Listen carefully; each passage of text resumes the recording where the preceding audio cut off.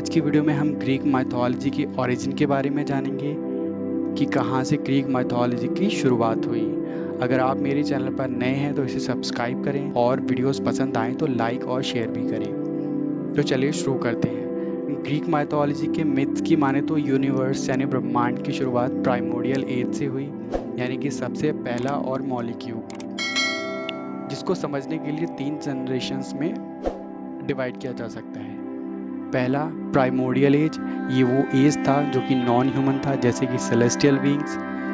दूसरा titans as, तीसरा Olympians as. अब शुरुआत करते हैं फर्स्ट जनरेशन से। तो फर्स्ट जनरेशन में आने वालों को प्राइमोर्डियल बीइंग्स कहा गया। बहुत शुरुआत में सबसे पहले वॉइड आया, फिर उसके बाद केओस की उत्पत्ति हुई। केओस से रिवर्स और उससे एथर यानी कि हेवनली लाइट की उत्पत्ति हुई। फिर केओस से ही गाया यानी पृथ्वी की उत्पत्ति हुई, और फिर गाया से हेवन यूरेनस यानी कि स्वर्ग की, और पॉन्टस जो कि प्राइमोर्डियल गॉड ऑफ सी थे। सब्सक्राइब करें मेरे चैनल मिस्टर टिफ हिंदी को इंटरेस्टिंग वीडियोस देखने के लिए और लेटेस्ट अपडेट्स के लिए बेल आइकन को दबाएं।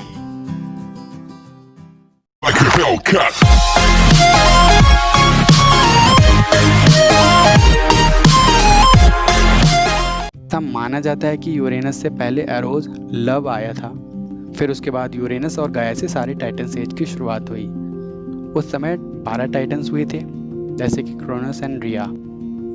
क्रोनस और रिया से एक मॉन्स्टर का भी जन्म हुआ जिसका नाम टाइफोन था, जो सभी मॉन्स्टर का फादर कहलाता था। यूरेनस अपने बच्चों को पसंद नहीं करता था, इसीलिए उसने अपने बच्चों को पृथ्वी की गहराई में एक प्रिजन में लॉक कर दिया। जब पृथ्वी को इस बात का पता चला तो उन्होंने एक ग्रेट सिकल बनाई और इसे अपने बेटे क्रोनोस को दे दिया। अब क्रोनोस बदला लेने के लिए अपने पिता यूरेनस का वेट कर रहा था। जैसे ही यूरेनस वहां आया, उस सिकल से यूरेनस के जेनिटल्स काट दिए, जिससे वह समुद्र में जा गिरे, और यहीं से गॉडेस एफ्रोडाइटी का जन्म हुआ था। अगर आप डिटेल्स में जानना चाहते हैं तो मैंने गॉड एंड गॉडेसेस के बारे में एक सेपरेट वीडियो बनाया है, लिंक आपको डिस्क्रिप्शन में मिल जाएगा।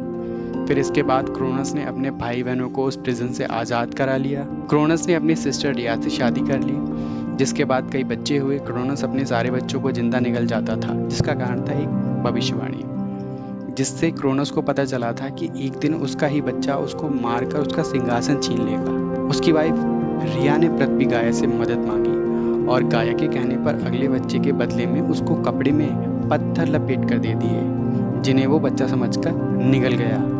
फिर रिया ने अपने बच्चे ज्यूस को एक गुफा में छुपा दिया, जब तक वो अपने पिता क्रोनोस से बदला लेने के लिए बड़ा नहीं हो जाता। वहाँ ज्यूस निम्स की देखरेख में बड़ा हो गया। जब क्रोनोस को इस बात का पता चला तो उसने टाइटन्स के बीच युद्ध की शुरुआत कर दी। ज्यूस ने उधर साइक्लॉप्स और 100 हैंडेड जाइंट्स को आज़ाद कर दिया।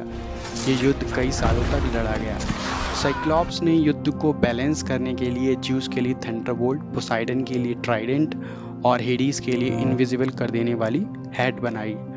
ज्यूस ने अपने भाइयों के साथ मिलकर टाइटन्स को हरा दिया और अपने पिता क्रोनोस को मारकर थ्रोन पर कब्जा कर लिया, और टाइटन्स को अंडरवर्ल्ड की एक प्रिजन टार्टरस में फेंक दिया गया। यहाँ से टाइटन्स युग का अंत हो जाता है। फिर ज्यूस ने अपना घर माउंट ओलंपस पर बनाया और यहाँ से ओलंपियन युग की शुरुआत हो गई।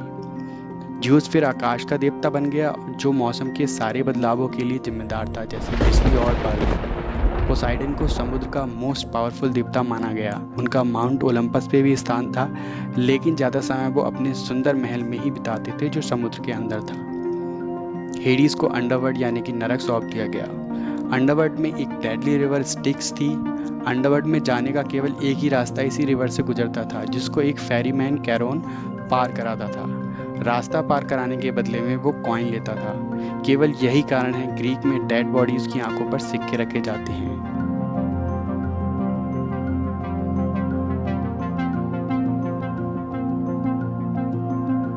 ज्यूस ने फिर अपनी सिस्टर हेरा से शादी कर ली, जो कि सभी गॉडेस की क्वीन थी और क्रोनस और रिया की बेटी।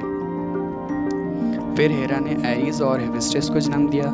ज्यूस के हेरा के अलावा और गॉडेसेस के साथ भी काफ़ी अफेयर्स थे, जिनसे अथीना, अपोलो, आर्टेमिस, पर्सीफोन का जन्म हुआ। ज्यूस के मॉर्टल विमेन से भी काफ़ी बच्चे पैदा हुए, जिनको डेमीगॉड्स कहा गया, जैसे कि डायनासिस एंड हेराक्लिस। चूँकि ग्रीक मैथोलॉजी काफ़ी कॉम्प्रिहेंसिव है, तो इसके ओरिजिन से रिलेटेड मैंने कुछ इंपॉर्टेंट पॉइंट्स ही कवर किए हैं। तो आशा करता हूँ आपको ये वीडियो पसंद आया होगा, तो इस वीडियो को लाइक करें, शेयर करें और हमारे चैनल को सब्सक्राइब करें। तो मिलते हैं अगले वीडियो में कुछ और फैक्ट्स के साथ। जय हिंद।